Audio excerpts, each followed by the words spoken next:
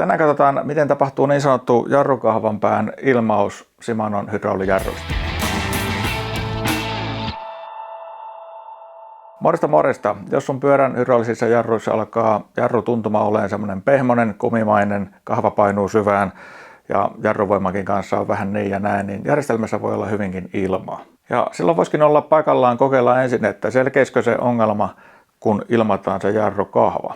Se on paljon pienempi homma kuin se niin sanottu jarrujen täysilmaus, joka mä joskus on tehty tuolle mun maastopyörälle, niin tehdään se nyt tähän mun gravelipyörääni, jossa on sitten myöskin nämä kippurasarvitangon jarrukahvat.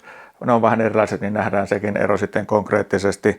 Tässä nyt ei varsinaisesti ole mitään ongelmaa näissä jarruissa, mutta kyllä se periaate tästä selviää. Mullahan on vanhastaan tämä jarrujen ilmaussatsi, josta me käytetään tätä kuppia tässäkin operaatiossa ja sitten jarrunestettä. Ja vähän kahvan tyypistä riippuen saatetaan tarvita tämmöistä adapteria, jolla nämä liitetään toisiinsa. Tätä ruiskua, jota me siinä varsinaisessa isossa ilmauksessa käytettiin, niin ei tarvita. Ja jarrunestettä kun puhutaan, niin täytyy muistaa, että niitä on kahta sorttia polkupyörissä. On näitä mineraaliöljypohjaisia jarruja, niin kuin Shimanolla, ja sitten on sellaisia jarruja, joissa käytetään DOT-nestettä, eli samanlaista jarrunestettä kuin autoissakin. SRAMissa yleensä on DOT-nesteet, joissain Makuran malleissa ja niin edespäin. Eli pitää tietää, mitkä nesteet siihen jarrujärjestelmään kuuluu ja käyttää vain sitä. Niitä ei voi sekoittaa. Ja tuossa meidän maastopyörässähän tuo jarrunestesäiliö on ihan tuossa kahvan päällä näkyvissä.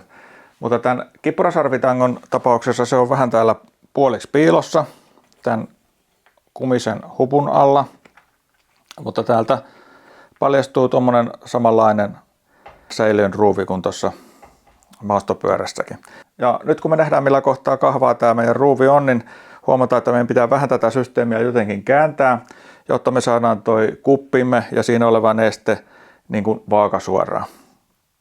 Eli jos mulla ei ole telinettä, niin mä otan sen tuosta stemmistä auki ja käännän kahvaa oikeaan asentoon, mutta kun mulla on teline, niin minäpä laitan siihen sen pyörän kallelle.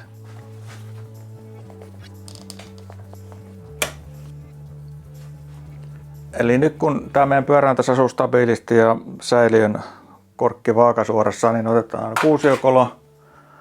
Oliko se nyt 2 vai 2,5 milliä. Haukastaan tämä nestesäiliön kansi tästä. Tuossa on tuo kumitiiviste tarkkana, että se pysyy mukana. Ja nyt tässä näkyykin, että tuo meidän säiliön aukko on paljon isompi kuin tuossa maastokahvassa, jolloin me tarvitaan tähän tämä adapteri tähän väliin. Eli kierretään tämä tähän säiliöön ja sitten se vasta tähän kahvaan. Ja nyt sitten tätä jarrunestettä tuohon kuppiin maksimissaan puolilleen, ei tarvitse olla niinkään paljon. Näissä mineraaliöljyissä on tosiaan se hyvä puoli, että nämä ei ime itsensä vettä niin kuin DOT-neste, eli näitä voi säilyttää. Vanhakin jarruneste on ihan ok, mutta DOT-nestettä ei kannata ostaa yli sen tarpeen, mitä sä juuri tarvitset, koska se tosiaan on hydroskooppista ja vetää itsensä kosteutta ja sitä myöten pilaantuu. Ja sitten me ruvetaan houkuttelemaan sitä ilmaa pois painelemalla vaan tätä jarrukahvaa, niin kuplia, jos on noustakseen, niin nousee sitten tuohon meidän nestepintaan. Joskus sekin auttaa, että pitää vaan paineita kahvaa lujasti pohjassa. Jotkut teippaa ihan niin kuin yön ylitteen jollain nippusitellä tai jollain remmillä jarrukahvan pohjaan. Mä en tiedä oikein mihin se perustuu. Olisiko niin, että siellä on jotain mikroskooppisia kuplia, jotka sitten paineen alla yhdistyy isommaksi, joka tulee helpommin pois, mutta yleensä tämä pumppaaminen ja jarruletkujen kopistelu. No niin, nyt tuli jo kupla. Voi auttaa.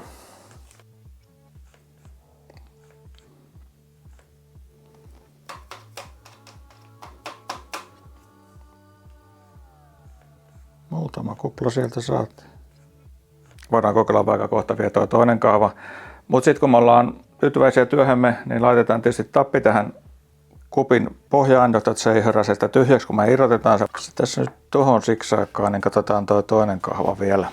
Eli tähän kahvaan me voidaan laittaa takaisin tämä kansi kiinni. Siitä voi vähän herähtää kanssa jarrunestettä tuohon korkin alle. Pyyhkästään sen varmuuden vuoksi pois. Jos haluaa oikein varman päälle tehdä, niin kannattaa ottaa kiekko eli jarrulevyt pois ja palatkin tuolta pistää se bleeding blokki sinne väliin. että jos tippuu sitä öljyä tai jarrunestettä, niin ei mene sitten jarruihin. Mutta jos tässä nyt on ajatuksena, että tehdään tämä mahdollisimman yksinkertaisesti ja nopeasti, niin eihän se tämän työn kannalta välttämätöntä ole. Hyvä varon toimenpide toki. Sitten vaan toinen auki. Tämä oli 2 millinen, tuossa maastopyörän kahvassa oli 2,5 millinen.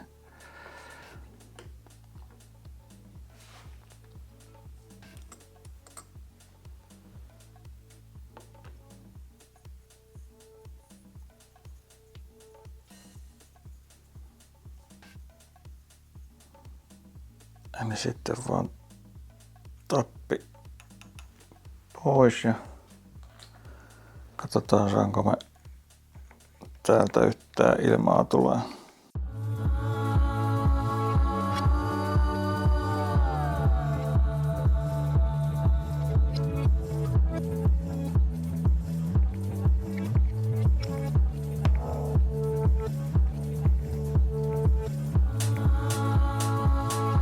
Aika laillakin.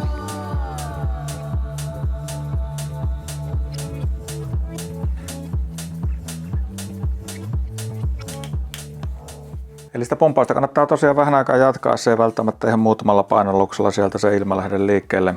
Tässä tapauksessa kun tämä neste on ihan käyttämätöntä, niin se voi pistää takaisin sitten purkkiin.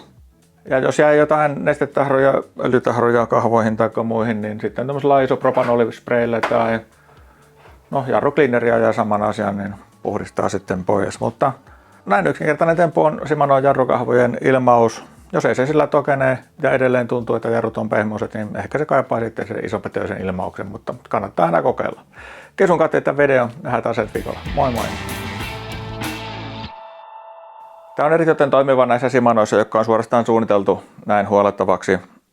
Semmoisissa rameissa esimerkiksi, mihinkä täällä kahvan päässä ilmatessakin laitetaan vain toinen ruisku, niin sitä voi tietysti kokeilla käyttää ikään kuin sitä ruiskua tuollaisena säiliönä ottamalla sieltä sen männän pois, että se onkin vaan se nestepinta siellä säiliössä ja ruuvaa sen siihen kahvaan kiinni, mutta pikkasen se on semmoinen patentti.